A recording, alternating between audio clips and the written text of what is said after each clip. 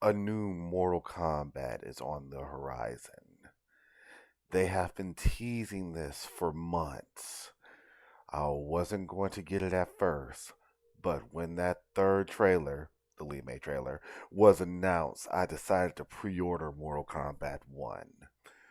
With the pre order, not only do I have access to the DLC character Shang Tsung, access to the MK1 beta that was held from August 18th to the 21st.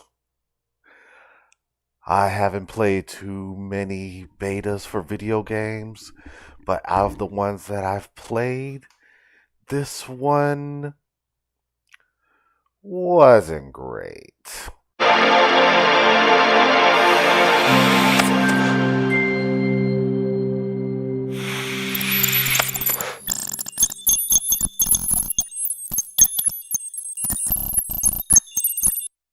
Let me explain.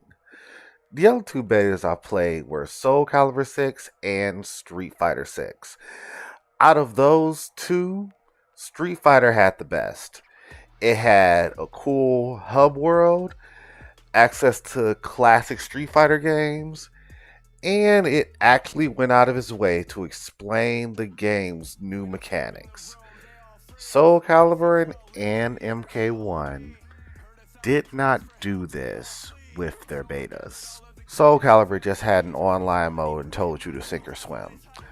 MK1 had arcade slash tower mode and casual versus with 6 playable characters and 4 cameo characters.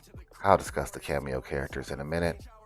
But in my opinion, the one thing that was missing that every beta should have, and I think SF6 had was a practice mode. No, going through the tower, practicing moves from the command list does not count. Now I know what you're thinking. It would count if you were a better player. And I'll tell you right off the bat, I'm pretty ass. If you couldn't tell from the gameplay footage you're seeing now. But the best feature to a practice mode is the fact that you can't defeat your opponent. The health just replenishes, thus giving you the opportunity to practice combos in a fighting game. Someone got to be with me on this. Now I know the elite fighting gamers can pick up how to do these combos just by fighting the computer a couple of times. I know because some of them kick my ass online. I cannot do that. I need a practice mode not only to practice combos, but to get the basic mechanics of the fucking game, which they do not explain. It's pretty trial and error. And you know what? This wouldn't be a problem if this wasn't a pre-order beta. I basically paid for this beta and it's bare boned.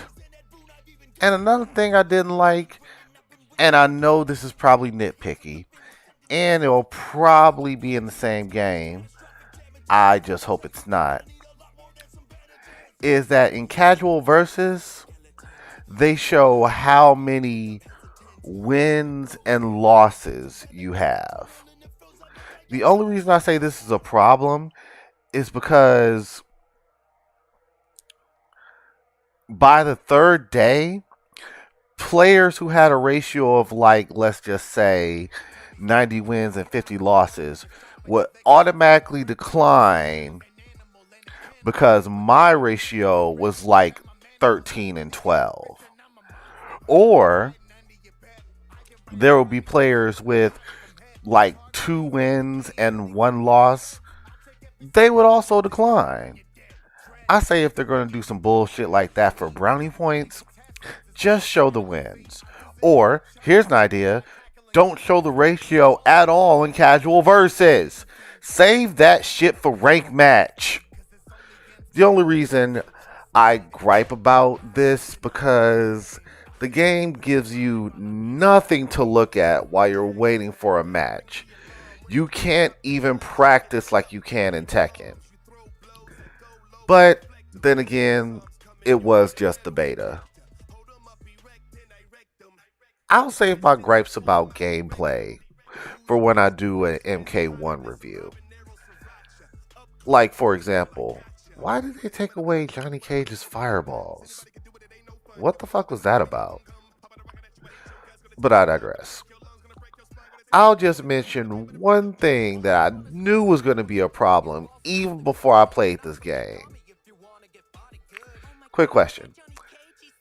Could someone please explain to me what the fuck is the purpose of the Cameo System?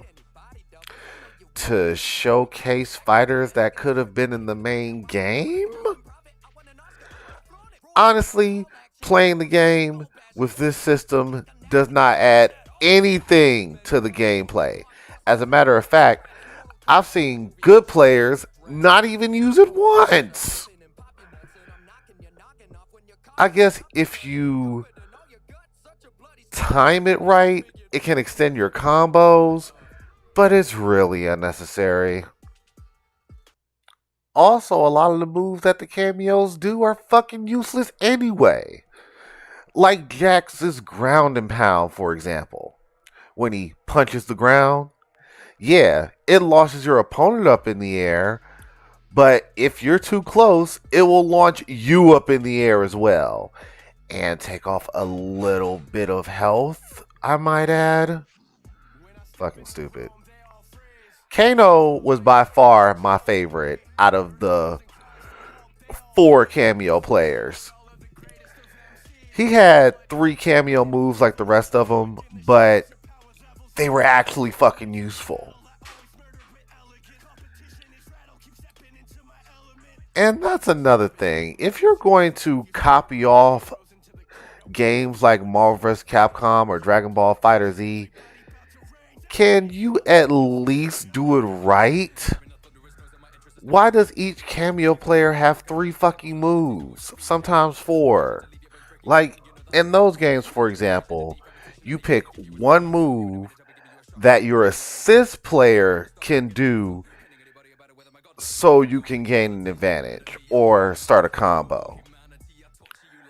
I guess the combo breakers make more sense with cameo players, but I still don't see that as enough of a reason to justify their existence in this game. Just make a tag system. I know that's what you really want to do in the first place. SM fucking H. Okay, this video is going on long enough.